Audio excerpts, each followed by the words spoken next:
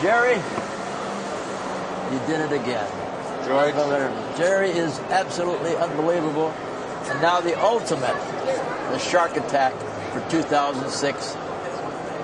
We got a great alliance. We got a great fun, great friends here at the Autorama in Detroit for many years and many more years to come. Jerry, I remember when you first came to me with the photo of an old four-door sedan, Hollywood Graham, sitting out in some lot in Ohio, isn't it? Fort Wayne, Indiana. Fort Wayne, Indiana. And he says, sends me a picture, email, and he says, George, what do you think about this?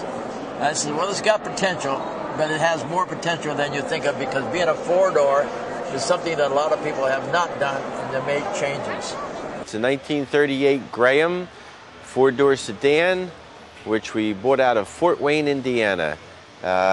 We started talking to George about designing it, and that was on New Year's Day. He went to the shop, started sketching, overnighted the pictures, and we started work. George decided to come up with a four-door sedan we had and make it into a two-door roadster with dual windshields. And like Jerry said, the car's 2 years old, almost 2 years old to the day. 1938, and Shark Nose Graham, which was also called Spirit of Motion, they were around a couple years, but then I guess they just closed shop. It became Graham Nash, and then they just fell along the wayside. To my knowledge, and I haven't been into the hot rodding industry long, but I've seen, this is the third Graham street rod or Kustom I've ever seen before. There's one that's a four-door, and there's a gentleman from Maine who has one that's red and white. So out we come, Big Al and everything, and we're having lunch, and we got the napkin out, and we're sketching with napkins and cutting out little paper dolls and coming up with different ideas immediately right from there. And then Jerry runs home with the gang, with Zeus and all of us, and here we are emailing for a whole year back and forth of some of the things that was created as this car was becoming a real, beautiful, most exotic car ever. Where's Zeus? Zeus, get in here. Come on. Come on, Zeus. We got to have the gang here. It's very funny. A lot of these parts I found by spending numerous hours on the internet, searching different websites, and there is a couple places out there where people sell Graham parts, looking for Graham parts, and that's where we found the young lady out of, I think, Indiana or somewhere in the Midwest. Indiana. Who supplied us with the lights. And of course, we tell them what we're doing, but we can't tell them that we're making it into a hot rod or a custom. We tell them we're just restoring it back to original shape.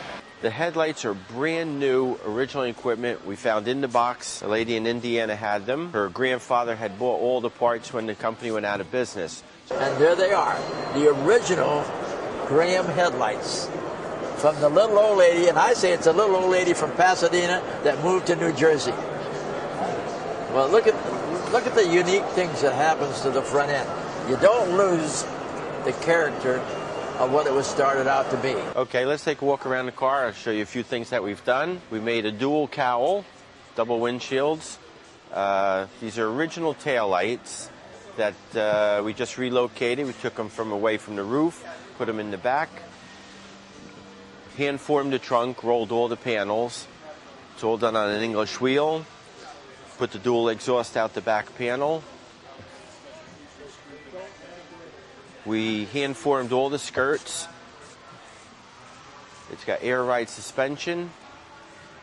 Suicided the doors. Chopped, channeled, sectioned. Car is 17 feet long.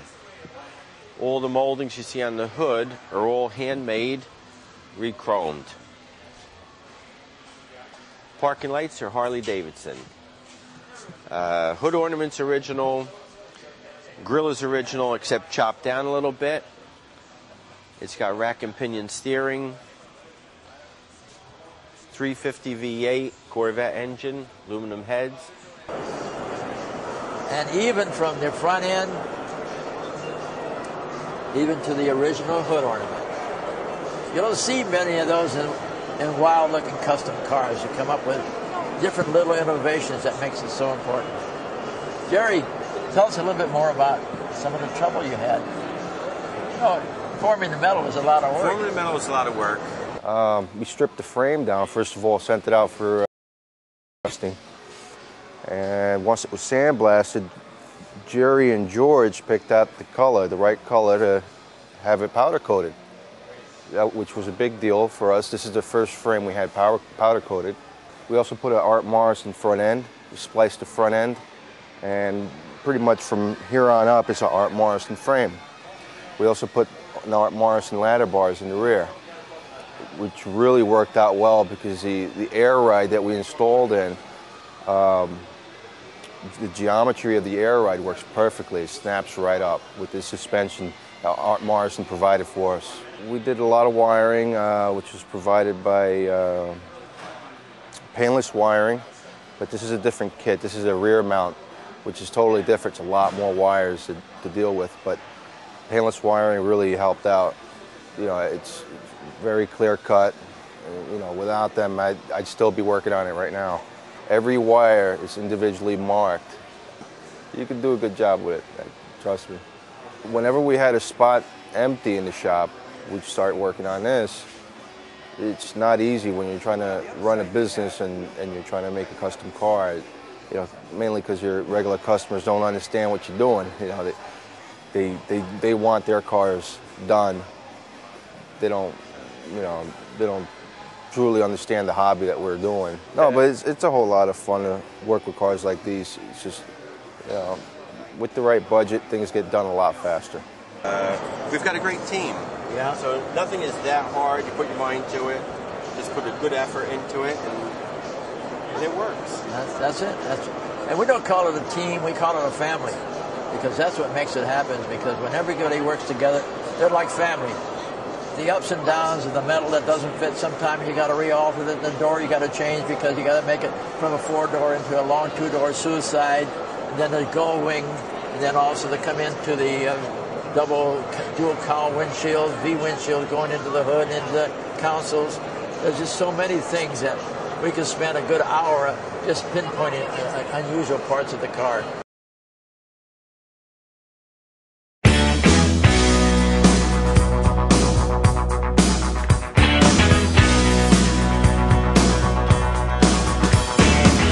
Of course, one of the things I like is the full flow of the fenders. And you'll notice that we cover the tires, and as the wheels are spinning, the art director that did all the airbrushing, he's got the waves coming out of the wheels, spinning, going down to the side and down the side of the car and up through the back to give you a kind of a sculpture of what a shark will do when he's coming through the water. The white pearl as a base, and then the two tones of the blues, and the transformation of the different colors of blues are just unbelievable. We really didn't have a color of a design on the paint. We were going to do blue, we were going to do white, we were going to do blue on the bottom, and George wanted to have some white waves. So Jerry sat down with myself and we decided to do the white pearl, and we needed to put some water on the car.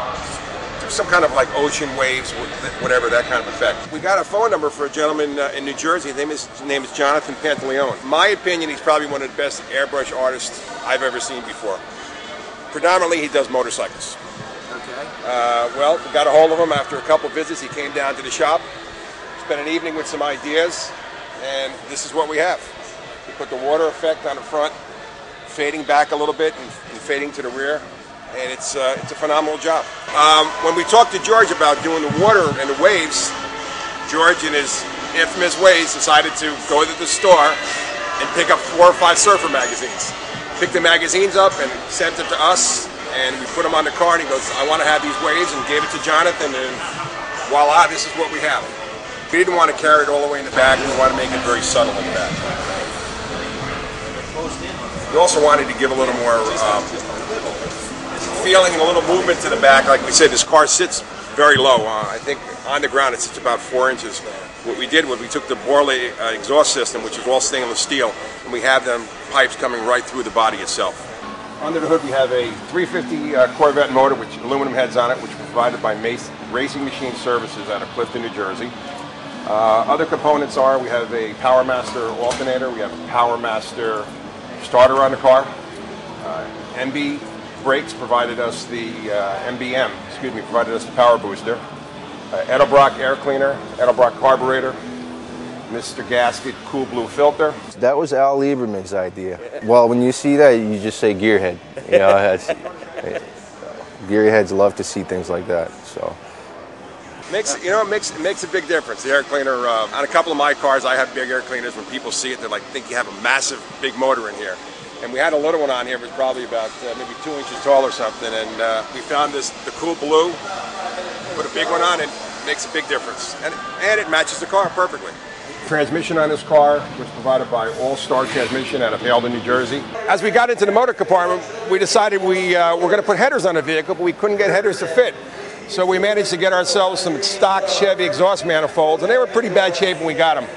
Well, again, our good friends at Airborne Coating, we decided to send it out to them, and they put a custom ceramic coating on it, and I got to tell you, looks like gold.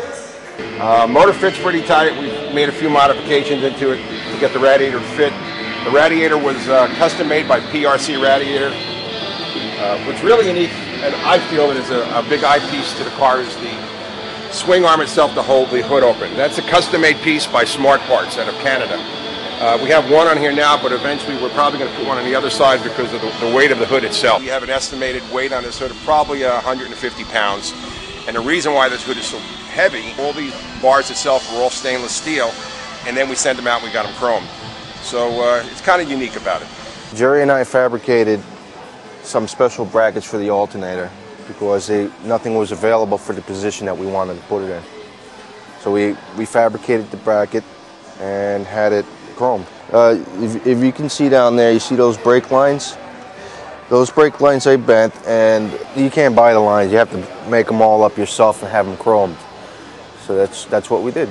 Another special feature about this car is because of the location of the rack and pinion, which is down below, we had to fabricate the steering to go through the frame via a pipe.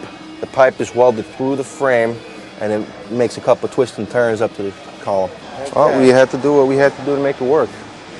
Al, why don't you tell these guys what's running through the veins of this bad boy? Okay. Well, we decided to go to Lucas Oil. I have friends at Lucas Oil, and they're providing the total lubrication on this for the oil and also for the transmission fluid. The fuel is provided by Sunoco. We decided to go to close to a 98% octane, which was a racing gasoline. So this thing will have a little bit thunder, it will have a little bit rock, and it will make a little noise. What are you rolling? Well, I got to tell you, as you know, when you're building a custom car, street rod, hot rod, or any kind of restoration, you got to think about how it's going to look, wheels and tires. Well, some of our previous cars, we decided to go with anything from 18s to 20s to 22-inch wheels. Well, we decided we didn't want to go too radical, but we wanted to not take away from the car itself. These wheels were provided by one of our marketing partners, American Racing. We spent some time going through the catalog, myself and George and Jerry, figuring out what we needed and what we needed for a look. We went with a model called the Hoopster. It's a very common tire in the street rodding and hot rodding industry, and it has a very good look to it. What's nice about it, it's easy to maintain. It has a chrome center. As you notice, when you look behind the wheel, we have disc plates, and those were Transdap stainless steel disc plates just to hide a lot of the nuts, the bolts, odds and ends on the braking system. We have BF Goodrich tires on here, very low profile. It looks good on cruising on a highway. It looks good at shows. Easy to maintain, easy to keep clean. So let's go take a look a little bit of the inside. Come around this side over here, and he'll show you how these suicide doors work. As you'll notice, when Jerry opens the door, it doesn't open normally. It comes from the front to opens to the rear. That is so you can get easy entrance and exit into the thing. And notice the emblems that say Shark into the door, embezzled in the door, also into the seats. And then the dual cowl that's floating in the back that separates the rear seats from the front seat. All street legal. And take a look at the dash.